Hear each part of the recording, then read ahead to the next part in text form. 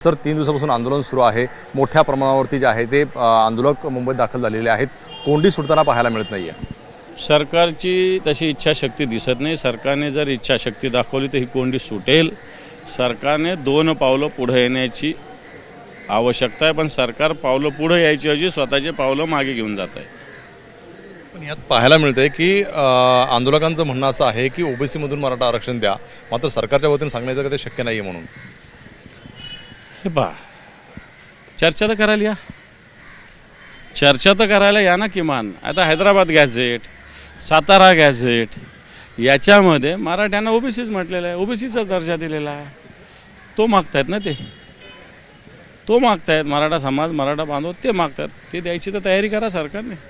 तुमचा पाठिंबा म्हणायचं का ज्या प्रकारे जरांगे पाटलांची मागणी आहे की ओबीसी मधून मराठा आरक्षण दिलं गेलं? हे पहा, मी ज्या जरांगे पाटलांच्या हैदराबाद गॅझेट, सातारा गॅझेट या सगळ्या विषयाच्या मागे आम्ही निश्चित खंबीरपणे आहोत। त्यांच्या मागण्या चुकीच्या असं बिलकुल नाही, त्यांच्या मागण्या योग्य आहे आणि त्याच्या मागे आम्ही आहोत। पण ओबीसी नेते सुद्धा आक्रमक झालेले आहे, ओबीसीतून कुठल्या प्रकारचं आम्ही आरक्षण देऊ देणार नाही।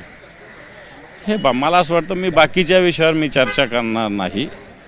मराठ्यांना आरक्षण मिळालं पाहिजे ही स्पष्टपणे भूमिका आहे। त्या भूमिकेला पाठिंबा म्हणून मी रोज येतो इथं।